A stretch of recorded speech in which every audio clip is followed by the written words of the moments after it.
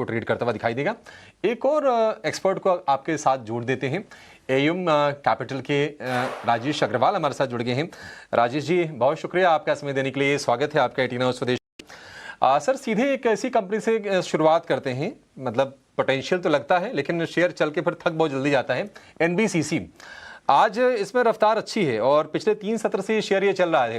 कुछ ऑर्डर्स की खबरें आई थी, आप जरा बताएंगे सर। नवरत्ना स्टेटस वाली कंपनी है, ऑर्डर बुक भी ठीक ठाक है, क्या आप सजेस्ट करेंगे इसके प्राइस को लेकर? गुड आफ्टरनून अभिषेक जी और दोपहर में जो नमस्कार। जहाँ तक एनबीसीसी की सवाल है कि इंफ्रास्ट्रक्चर की अच्छी कंपनी है और ज्यादातर सरकारी ठेके इनको मिलते हैं, क्योंकि जैसा आपने कहा नवरत्ना स्टेटस है, सरकारी कंपनी है, इसलिए सरकारी ठेकों में एक प्रेफरेंस रहता है। और सबसे अच्छी बात है, जहाँ दूसरी इंफ्रास्ट्रक्चर वगैरह की कंपनियां में डेट रहता है, ये लगभग डेट फ्री कंपनी है और कामकाज अच्छा कर रही है। लेकिन दिक्कत यह है कि जैसे ही चलने लगती है ठंडी पड़ जाती है, कुछ भी दिनों की दिक्कतें हैं, जैसे वो कुछ प्रोजेक्ट्स इनके गले में दे दिए गए थे अमरापाली वगैरह के, तो उस वजह से थोड़ा सा एक नेगेटिव इन्वायरमेंट बना रहता है। लेकिन मेरे हिसाब से कम 130 के टारगेट इसमें आने वाले 6 से 9 महीने में बिल्कुल आ सकते हैं। क्वालिटी कंपनी है, नो डाउट ऑन दैट। बाजार के उतार चढ़ाव को अगर नजरअंदाज किया जाए और 9 से 12 महीने का नजरिया रखा जाए तो 12 से 15% की बढ़त यहाँ से हो सकती है।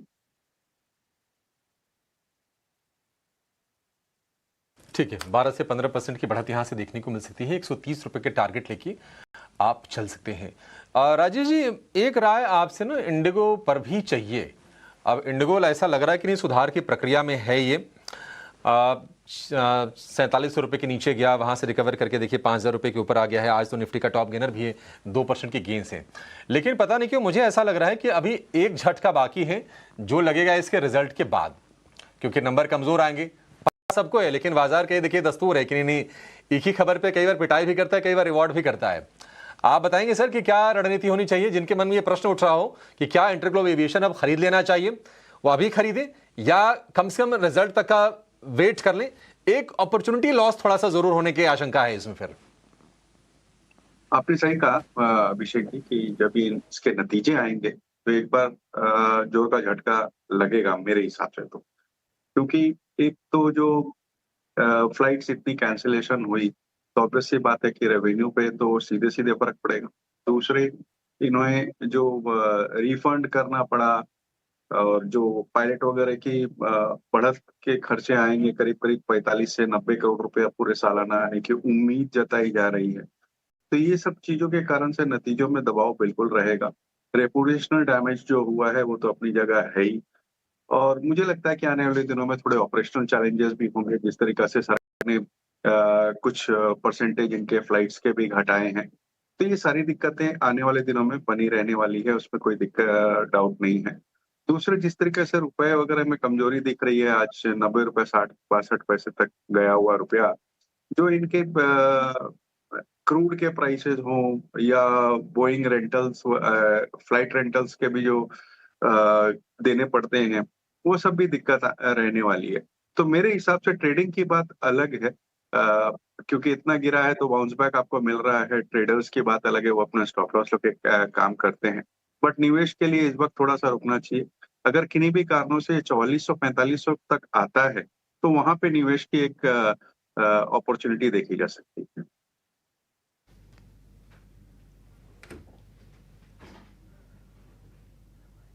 ओके, तो इंटरग्लोब एविएशन को लेकर राजेश जी की, लेकिन राजेश जी एक और स्टॉक है उस पर भी मैं आपसे ही राय चाहता हूं, केन्स टेक्नोलॉजीज का।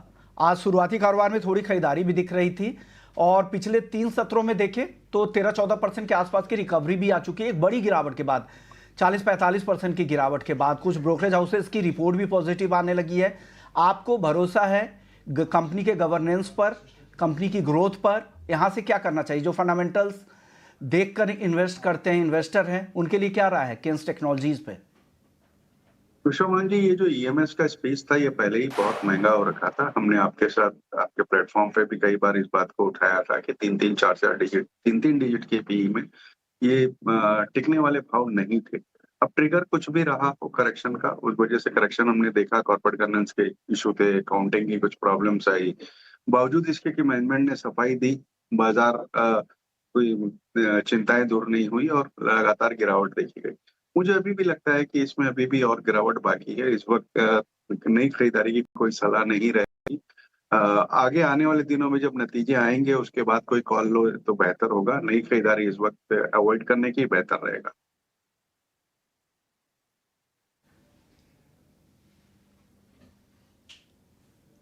ओके, तो केन्स टेक्नोलॉजीज को लेकर ये राय आपकी तरफ से आ गई। सर, एक और स्टॉक्स है यहाँ पर, स्वाति जी, मैं आपकी राय चाहिए। ऑटो स्टॉक्स को लेकर आज काफ़ी गिरावट दिख रही है और मेक्सिको की जो नए टैरिफ रिजीम है ऑन इंपोर्टेड गुड्स, ये भी काफ़ी निगेटिव इम्पैक्ट ऑटो स्टॉक्स पर डाल रही हैं। एमएनएम को लेकर आपकी राय चाहिए, और हीरो मोटो, आयशर्स, इन तमाम ऐसे स्टॉक्स पर क्या असर होगा? टेक्निकली कैसे दिख रहे हैं ये सारे स्टॉक्स? देखिए, शॉर्ट टर्म में दिक्कत आ सकती है मेक्सिको की टैरिफ को लेकर के। दूसरे अगर आप देखें तो हम दिसंबर के 15 तारीख पे आज खड़े हैं, ईयर एंड है, और हमेशा हमने देखा है कि ऑटो जो प्लेयर्स होते हैं वो इस वक्त थोड़े डिस्काउंट वगैरह देते हैं, जिस वजह से हो सकता है कि शॉर्ट टर्म में थोड़ी दुश्वारियां हो। लेकिन जिस तरीके के डोमेस्टिक नंबर आए इनके, फिर वो चाहे महिंद्रा एंड महिंद्रा के हो या दूसरी कंपनियों के हो, मुझे नहीं लगता कि लंबी अवधि के लिए कोई दिक्कत की बात है। खरीदारी की इस वक्त सलाह हो तो मैं समझता हूँ महिंद्रा एंड महिंद्रा बहुत अच्छा पड़ता है, क्योंकि न केवल आपको ऑटो का प्ले है बल्कि इवन रूरल का प्ले है ट्रैक्टर्स की वजह से। आप हुंडई पे नजर रख सकते हैं, जिसके पोर्टफोलियो बहुत डाइवर्स है। एसयूवी मार्केट में अगर आप देखें तो क्रेटा मार्केट लीडर है।